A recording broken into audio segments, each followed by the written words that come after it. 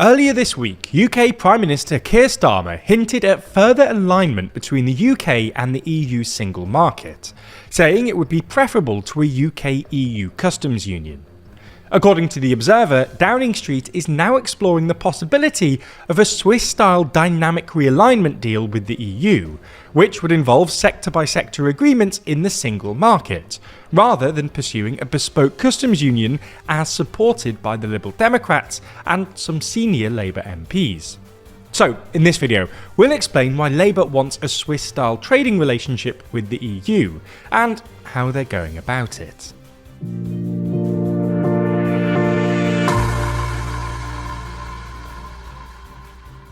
Let's start by explaining both the EU single market and customs union.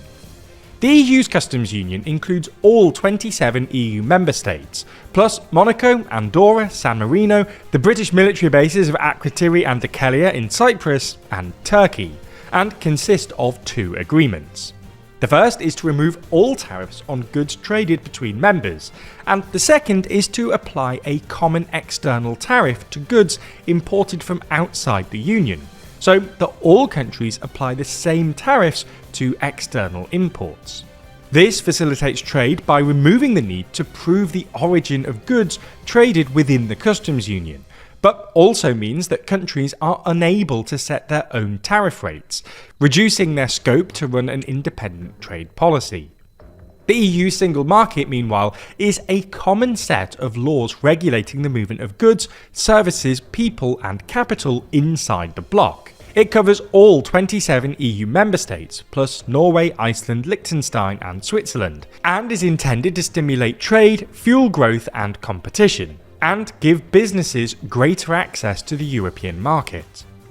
The EU single market has a GDP of 17.1 trillion euros, representing 15% of global trade, covers 450 million consumers, and, according to World Bank data, is the second largest consumer market in the world after the US. Anyway, after Brexit took effect at the end of 2020, the UK left both the EU single market and customs union. Since then, UK-EU trade has been determined by the Trade and Cooperation Agreement, or TCA, a free trade agreement that offers the UK tariff-free trade with the EU. However, greater trade friction as a result of Brexit has harmed small businesses, particularly those producing miscellaneous manufactures like medical equipment, jewellery, sports goods, toys and office supplies, which saw up to a 30% drop in exports to the EU in the 3 years after Brexit. In fact, analysis published in January 2024 by the Centre for European Reform, modelling the UK's hypothetical trade if it had stayed in the EU, suggests that UK goods exports to both the EU and rest of the world were around 13% lower than if the UK had remained a member of the EU. Despite the clear impact on trade, Brexit remained a politically sensitive issue.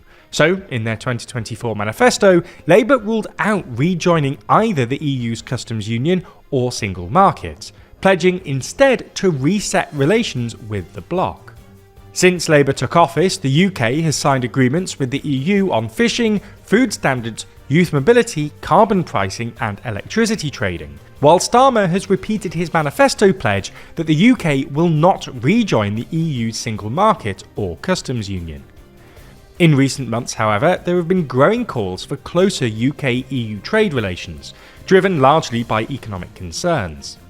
In early December, the Liberal Democrats narrowly passed a bill requiring the government to start negotiations on a customs union deal with the EU, which, while unlikely to become law without government support, was intended to push Labour towards the idea of a UK-EU customs union. Indeed, last month, several senior Labour figures, including cabinet members David Lammy and Wes Streeting, expressed support for a UK-EU customs union. But this week, Starmer appeared to turn away from the idea, suggesting the UK should align with the EU's single market instead. According to The Observer, Starmer's team are now exploring a Swiss-style dynamic realignment deal, which would give the UK access to the EU's single market whilst retaining some independence on trade policy. For context, Switzerland isn't a member of the EU, but has partial access to the EU single market, and its EU trade policy consists of over 120 bilateral agreements in areas like free movement, transport, security, research and education, with Switzerland adopting certain EU laws and standards in order to align it with the bloc. So, why is Labour reportedly looking into a Swiss-style trade deal with the EU? Well, the main reason is to stimulate economic growth. As we've covered in previous videos, the UK economy is pretty sluggish, with November estimates projecting GDP growth of around 1.4% in 2026. Considering Labour's top priority is growing the economy, and they've made seemingly little progress on this, they now appear to be turning their attention towards improving trade with the EU.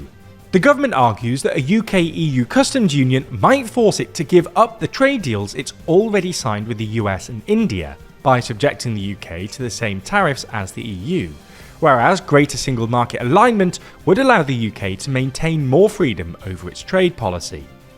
Labour is now planning to introduce a bill to give ministers powers to align with the EU in more areas, although this could provoke backlash from opposition MPs if it's deemed to go too far.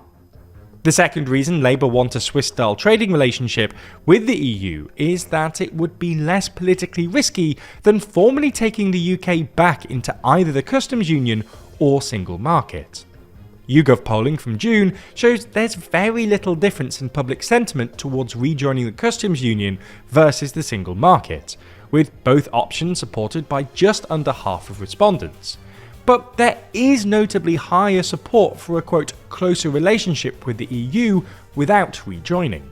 A separate YouGov survey actually suggests that if a new referendum were held on whether the UK should rejoin or stay out of the EU, rejoin would win by a clear margin of 8 million votes.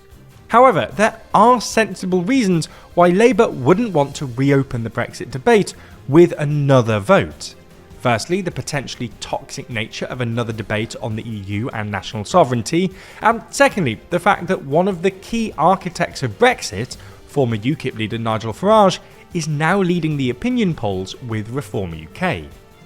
Ultimately, a deeper trade relationship with the EU, marked by a series of sector-by-sector agreements, could help support small businesses in the UK, although any new deals would likely warrant significant scrutiny in Parliament.